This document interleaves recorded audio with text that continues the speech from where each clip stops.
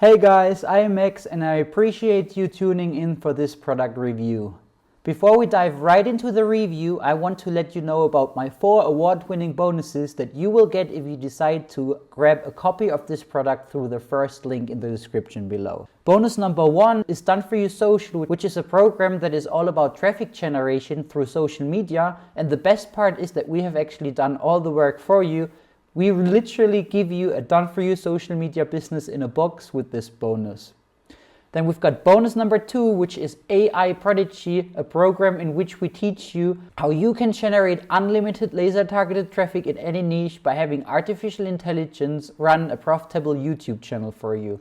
In bonus number 3, Cash Prodigy, we show you many different ways of how you can crush it online using AI, even if you have never made a single dollar online before. Last but not least, bonus number 4, Fiverr Rocket. One of the things that you need to do as a successful online entrepreneur is building multiple online income streams. And in this program, I will teach you how you can sell high in-demand services to hungry clients without you having to have any skills at all. And yeah, these 4 bonuses will give you everything you need to become a full-time online entrepreneur. And they separately are valued at several $100s, and they're still making daily sales, but they're yours for free when you purchase the product through the first link below this video. Your bonuses will be conveniently delivered to you within the Warrior Plus, JVZoo or ClickBank platform upon your purchase. I also want to extend an exclusive offer. For those of you who want to elevate their online income, I have a mentorship opportunity that could help you scale your earnings to $10,000 a month. If this is something of interest for you, then make sure to watch our free training webinar by clicking the second link in the description below. And now let's dive right into the review. In today's episode of the Let's Talk Psychology podcast, we're going to talk about why smart kids end up lonely and struggle as adults. This audio recording includes subtitles, so you can follow along more intentionally and absorb the ideas at your own pace. Why is it that so many smart kids grow up feeling stuck, disconnected, and completely alone? They were supposed to be ahead of everyone else. They were praised, rewarded, told they'd go far. And yet somewhere along the way, that promise turned into pressure. That praise became a prison. And now, a lot of those same kids, the ones who once stood out, are struggling as adults. They can't find motivation. They feel socially behind. They struggle to start things, follow through, or connect with people. And worst of all, they can't explain why. Because on the outside, everything looks fine. They're still sharp, still capable, but inside, there's this constant sense of isolation, like life is happening to other people, and they're just watching it go by. And it turns out there's a reason for that. Smart kids often build their entire identity around being smart. And when that happens, the very thing that made them feel special as children becomes the exact thing that traps them as adults. So let's talk about why this happens, and more importantly, how to undo it, because none of this is about failure. It's about a survival strategy that stopped working. And if you understand how you got here, you can start to find a way out. So when we're young, our identity tends to be simple. Kids latch onto 1 or 2 traits and build their sense of self around them. For example, a kid might base his identity as a person who likes Pokemon or chicken nuggets. It's all very one-dimensional, but that's normal. That's how identity starts. It's straightforward, and it's based on interests or labels. And one of the most powerful labels a child can receive is, "You're smart." That phrase sticks. It gets reinforced by teachers, parents, classmates. It becomes a core part of how you see yourself. And for a while, it feels amazing. Being smart as a kid gives you praise, attention, and you basically live life on easy mode. You don't need to study as hard as everyone else. You pick things up quickly, and you stand out compared to the other kids. But here's the hidden cost. When you get praised for being smart, what people are usually praising is not hard work. It's effortless success. You were praised when you solved the problem quickly, when you got an A without trying, when you understood something the first time. And over time, you start to internalize a very dangerous idea. If I'm smart, things should be easy for me. And that belief will quietly sabotage everything once you grow older. Because the moment something isn't easy, when you struggle, when you fail, when you don't understand something right away, It doesn't feel like a normal challenge. It feels like a threat to your identity because you tell yourself, if I'm supposed to be smart, then why am I struggling? So instead of leaning into difficulty, you start avoiding it. You don't raise your hand unless you're sure. You don't play games unless you know you'll win. You don't pursue things you could love because they might expose you as someone who maybe isn't so smart. And slowly, your life starts to narrow. You only do what you're already good at.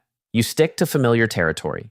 You protect your image and your identity of the perfect smart kid instead of trying new things. And that's the trap. Because while everyone else is out there experimenting, trying, failing, developing, you're locked inside a shrinking comfort zone. And the longer that goes on, the harder it becomes to leave. And at some point, you realize you've built a whole identity on something that now feels fragile. You can't afford to fail. You can't afford to look stupid. You can't afford to threaten what you built your whole identity on. So you stall. And that's when the isolation starts to set in. Because when you stop growing, you also stop connecting. Think about it. Connection comes from shared activities, being on a team, going through awkward stages together, or working hard towards something. And if you start opting out of those things, if you remove yourself from the situations where other people bond, you miss the moments that create real friendships and connection. You don't join the club because you're afraid you'll be bad at it. You don't try the sport because it's unfamiliar. You avoid group projects because they frustrate you. And without realizing it, you start stepping out of the flow of social life. But you still crave connection, right? So what do? You lean on what you know, your intelligence. You try to understand people instead of relating to them. You analyze, you observe, you run simulations in your head. And this leads to something called cognitive empathy, where you can understand what others feel logically, but you don't emotionally engage with them. And it works, up to a point. You can navigate conversations. You can keep up socially. You might even seem charismatic on the surface. But underneath, you're exhausted. Because instead of just being with people, you're calculating. You're constantly thinking about what to say, how to respond, what they might be thinking. So now socializing also becomes something you have to be good at. And to avoid failing at it, you start avoiding it.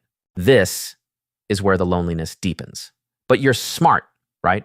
You should be able to figure this out. So you start applying logic to emotional problems. You try to fix your self-esteem with rationality. You write out arguments to convince yourself you're fine. You analyze your own behavior to death. And none of it helps. Because intelligence wasn't designed to fix emotional pain. It's not a tool for self-worth. It's a tool for solving external problems. And when you try to use it to feel okay inside, it just keeps looping because there's no intellectual answer to the question, am I enough? That question can only be answered emotionally. And for smart kids, emotional growth is often the one thing that got left behind. And when the emotional pain becomes too sharp, when the loneliness starts to feel unbearable, that's when the ego steps in and forms one final defense. You tell yourself, I'm just different from other people. I don't relate because they're not as smart. I'm too deep for surface level friendships. And now, instead of admitting that you're lonely, you convince yourself that you're above everyone else. Not because you actually believe it, but because it hurts less than admitting you feel left out. This is what we call defensive arrogance. And it's one of the most isolating patterns you can fall into. It creates a wall between you and everyone else. And even when you want connection, the wall doesn't let you reach for it because connection requires humility. It requires presence. It requires being seen and vulnerable. So how do we fix this? The first step, and this is non-negotiable, is that you have to stop identifying as the smart kid. You have to let that identity go. Not because being intelligent is bad, but because basing your self-worth on it is toxic. When your value is tied to how easily you succeed, you will do everything in your power to avoid effort, avoid failure, and avoid situations that might prove you're not exceptional. You'll sabotage progress just to protect the illusion. And eventually, that illusion will collapse. So the fix is to build a new identity, not around being smart, but around being willing to grow. You stop asking, what will make me look intelligent? And you start asking, what will help me move forward? You stop protecting your pride and start embracing discomfort. You let yourself try things and be bad at them. You start showing up not to win, but to participate. And yeah, it's awkward. It's uncomfortable. It feels like a step backward, but it's not, because it's the first real step toward becoming whole. The old identity told you that your value came from being special. The new one reminds you that your value comes from being human. And being human means you're allowed to be uncertain. You're allowed to grow slowly. You're allowed to feel lost. You're allowed to not know what the hell you're doing half the time. But the only way forward is to take action anyway. Not perfect action, not clever action, just honest, imperfect, human steps forward. So, if you're someone who feels stuck or numb or chronically disconnected, if you've spent your whole life trying to be the smartest person in the room and now you don't know how to be anything else, this is where you begin. You let go of the story. You stop trying to be impressive. You start trying to be real. Because you don't need to be the smartest person in the room to belong in it. You just need to be someone who's willing to show up, even when it's hard, even when it's messy, even when it's unfamiliar. And if you can do that, if you can stop clinging to the version of yourself that needs to be above it all, you'll start to feel something you haven't felt in a long time. Connection. Not because you earned it, not because you deserved it, but because you were finally willing to step down from the pedestal and into the world where the rest of the people live. And it turns out that world isn't so bad. In fact, it's the only place where you can truly be seen. And more importantly, it's the only place where you can finally feel at home. So if any part of this resonated with you, if you recognize yourself in these patterns or felt something click that you haven't quite been able to put into words before, leave a comment and let me know what stood out. Chances are you're not the only one who feels this way. And sometimes naming the pattern is the first real step to breaking it.